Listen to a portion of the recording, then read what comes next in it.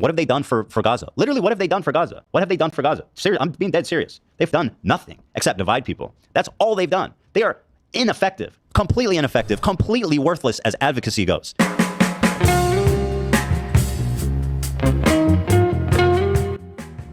I think Ethan, okay, I'm not even joking about this. I think Ethan should do a segment where he says, is anti-Semitic? And he should actually go over the anti-Semitic things that he did.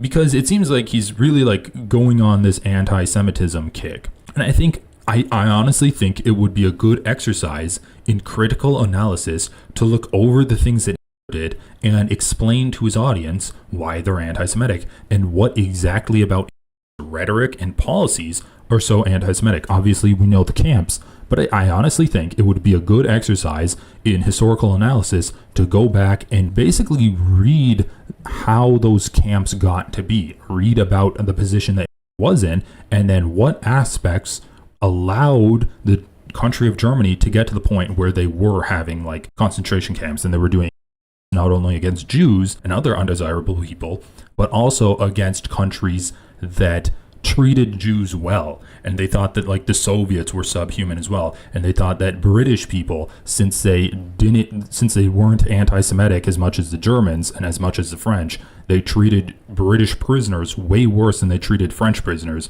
because they thought that the French were anti-Semitic. I think that would be interesting. Okay, let's watch this. I'm kind of curious to see Ethan's reaction to Donald Trump's plan. What's coming next?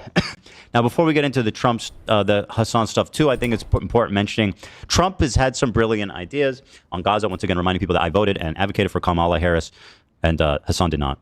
Yeah, Ethan advocated for Kamala Harris so hard. I talked to a fan that is anti-Hasan, and he was a Trump supporter.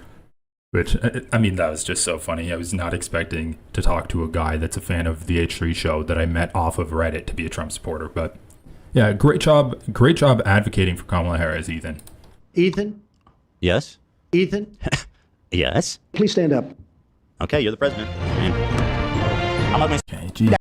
I am sitting responsible for dismantling all of the dangerous, and other weapons on the site, level the site and get rid of the destroyed buildings, level it out, create an economic development that will supply unlimited numbers of jobs and housing for the people of the area.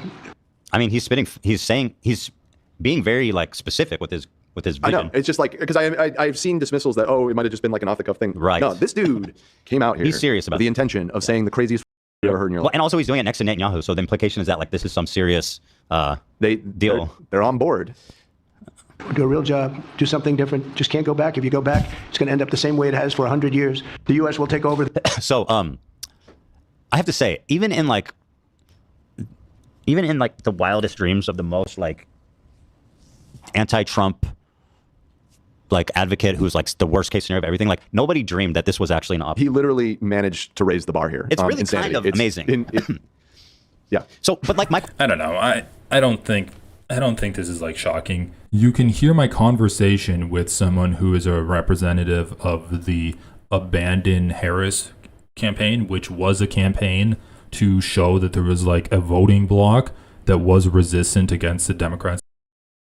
And I had a conversation with him, and I think it was after Trump got elected. And I'm yeah, I don't think there's going to be a Palestine at the end of Trump's 4 years in office. And the guy's oh, well, I hope there is. I'm yeah, I don't have high hopes for it. So I'm honestly not shocked at all about this. So yeah, when Ethan says oh, I'm so shocked that this is happening, I really don't think he understands once again, this is an example of Ethan not understanding just the amount of hatred out there is for Palestinians. And so when he says that actually there's way more advocacy for Palestinians than there are for Jewish people, that is an example of his own bias, and that's an example of him swimming in a very small pool of liberal and leftist content creators.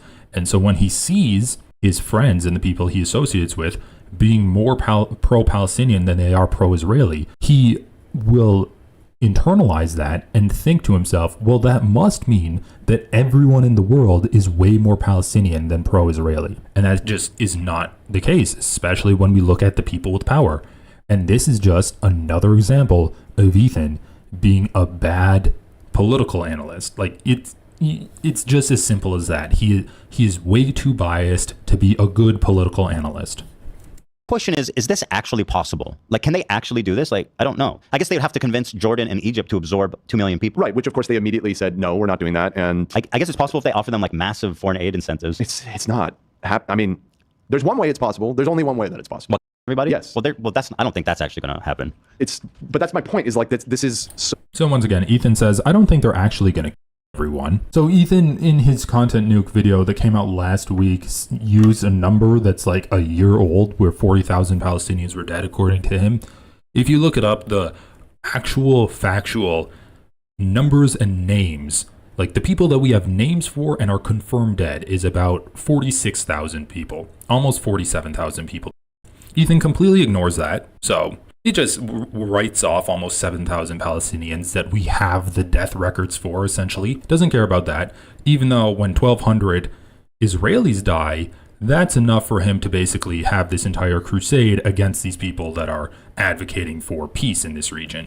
But like 7,000 Palestinians, who cares? And then also like the estimates are like in the hundreds of thousands of Palestinians being dead. And Ethan can't seem to believe that, oh, well, I don't think they would all of them. This is just once again him being in way over his head. He does not know anything that he's talking about, because I simply don't think he cares enough to actually do the research on this.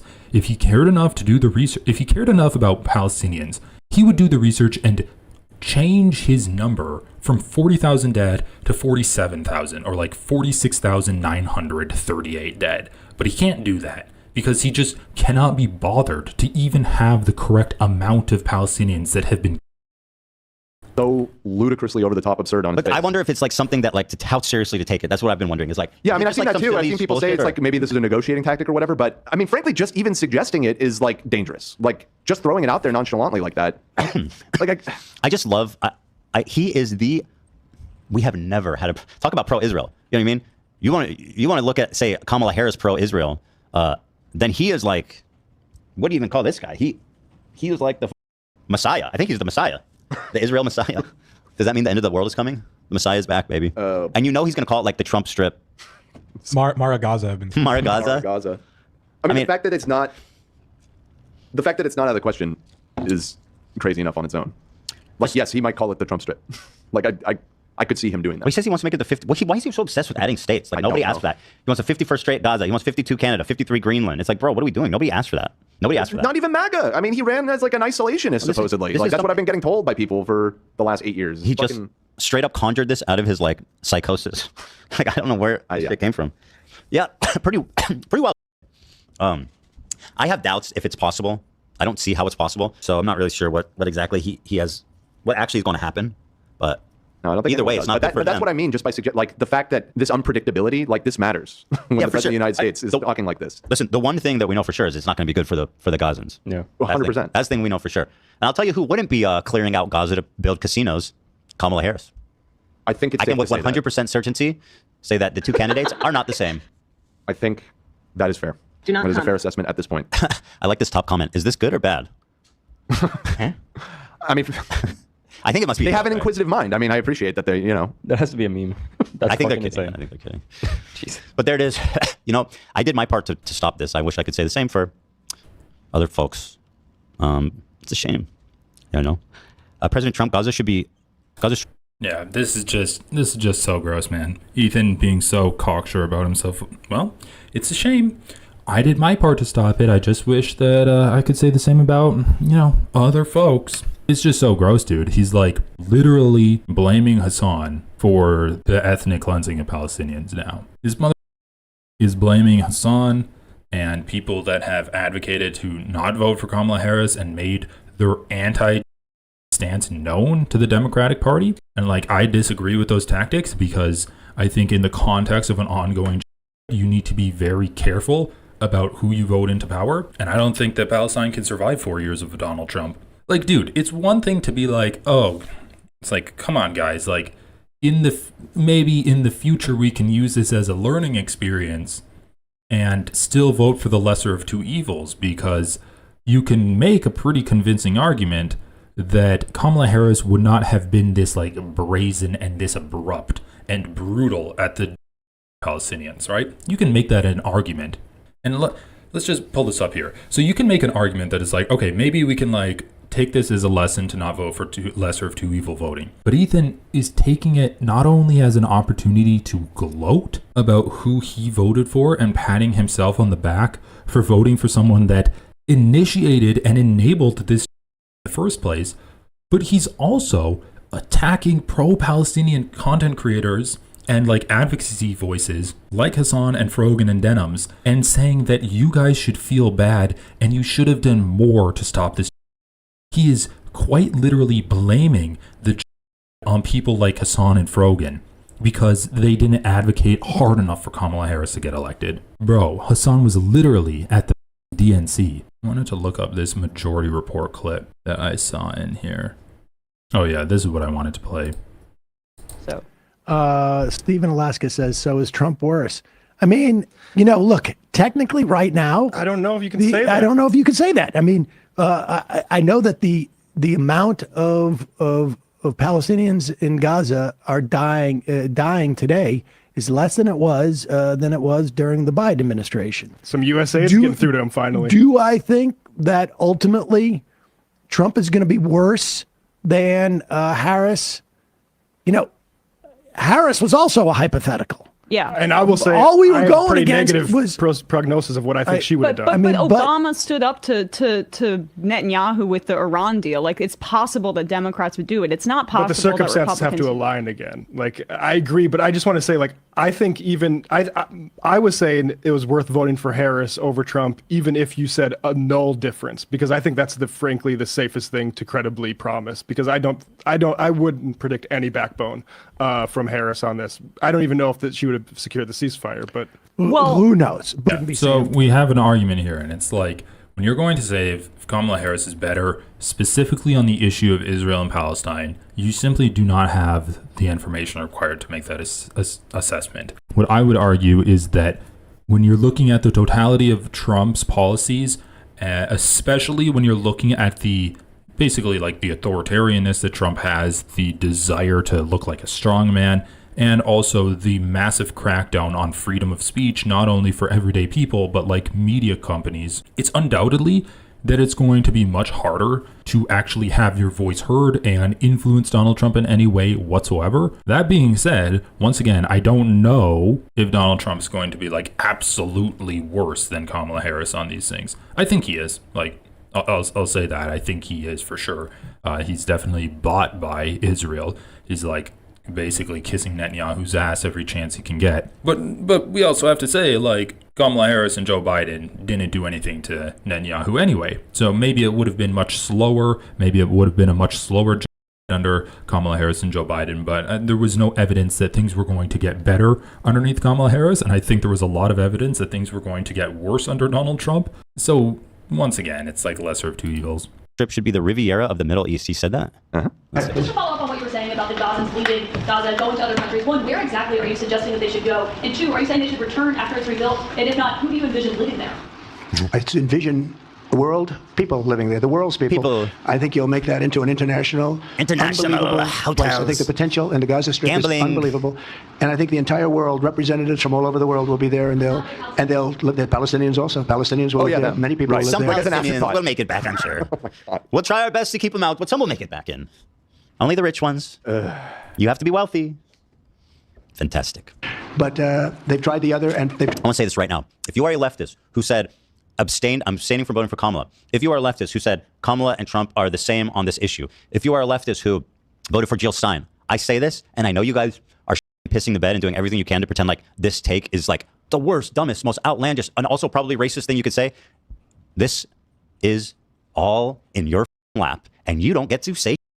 All these people are going to be like, Trump, I can't believe. No, you just sit down and take it, because this is all on you, and I don't give a what you say. Whatever mental gymnastics you try to, try to jump through, whatever hoops you try to jump through. This is your mess, man. This is all you, baby. This is all you. It's all you. Once again, Ethan Klein just exhibiting extremely disgusting behavior here, saying that that Trump is going to do in Gaza is the fault of leftists advocating against. And he says that leftists pushing against that are doing mental gymnastics. Right, Ethan. So it just so happens that the target of your personal feud with Hasan are the villains in the that's happening in Gaza. Okay, and we're the ones doing mental gymnastics. Once again, I never said you shouldn't vote for Kamala Harris. I actually said you should vote for Kamala Harris. However, we have to think about what are politics. Politics are candidates trying to get elected. If a candidate wants to get elected, they should try to change their positions to have votes filed for them. They should try to appease different groups that are making their voices and their concerns heard to try to get those groups' votes. So when a leftist content creator who is saying, I don't want to vote for Kamala Harris unless she changes her stance on Gaza, is saying that from the point that she became the candidate all the way up until the election and Kamala Harris never changes her stance, who the are you going to blame? Are you going to blame the leftist who has been very crystal clear in their stance, or are you going to blame the politician who has refused to change her stance even a little bit, even rhetorically, given that leftist any kind of ground or any kind of concession? Who are you going to blame here, Ethan?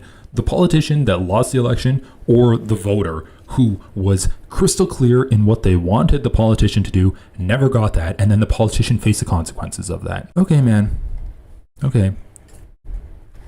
I'll also just take a look at how he says leftists are going to do that. Oh, people are going to say it's racist for me to say that. Okay, well, what did you have in your mind when you said leftist then that could possibly be construed as racist? Were you thinking about Muslim leftists like Hasan and Frogan? Or were you just saying leftists in general, Ethan? Just once again, I mean, you can talk until you're blue in the face about people voting against their best interests. It's not a valuable strategy when you're talking about how to win or lose elections. You shouldn't talk about the voters are to blame. The voters are never to blame, dude. It's always a failure in position and rhetoric from the politician. Okay, and this can I add a caveat here? And I will say this. This is what this kind of activism that Hasan and people like him, this is the outcome of their activism. It is, people need to start thinking about what is this level of activism we see of extraordinarily extremist, zero nuance, straight up hateful, uncompromising, what is the outcome of this level of This is funny. Zero nuance, hateful, uncompromising. It seems like Ethan's describing himself here. Bro, how is advocating for an end to hateful? Ethan is just so lost, man. He's just completely tangled himself up into a knot to the point where he's now saying advocacy against is hateful? Is Holocaust remembrance hateful now, Ethan? Because you're painting the Germans as some kind of negative force right around the 1940s? What the are we talking about? activism? What have they done for Gaza? Literally, what have they done for Gaza? What have they done for Gaza? Serious, I'm being dead serious. They've done nothing except and divide people. That's all they've done. They are ineffective, completely worthless as advocacy goes. Oh my God, dude. This is so dark. Okay. So I do think Ethan's off base here. Donald Trump got a ceasefire. He got the hostages returned because that was a popular position. He didn't want people talking about that.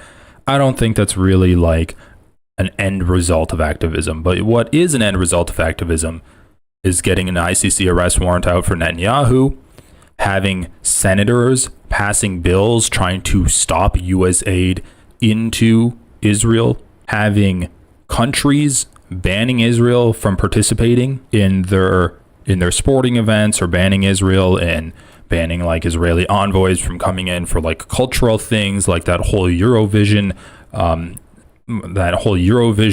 happening where the Israel representative wasn't involved there, educating people on the history of Israel and Palestine, arresting war criminals like Israeli soldiers when they travel out into different countries, boycotting, divestment, and sanctioning Israeli companies, making it difficult for other companies to support Israel because of basically making it a difficult position to live in Israel while they are a group of people.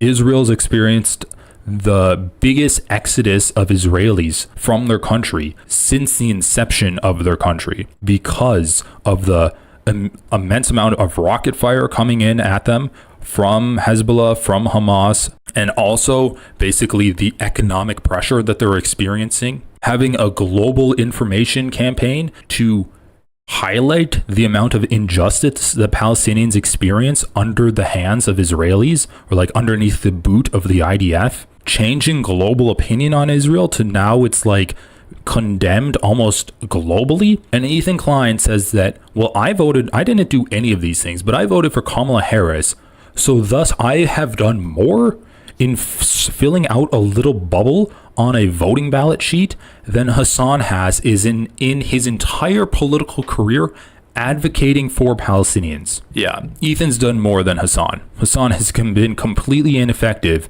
because Donald Trump is now saying that we're going to Palestinians. And Hasan is completely ineffective because of that. So honestly, Ethan can go himself. Like, this is just so gross. Oh, I don't even really want to watch any more of this.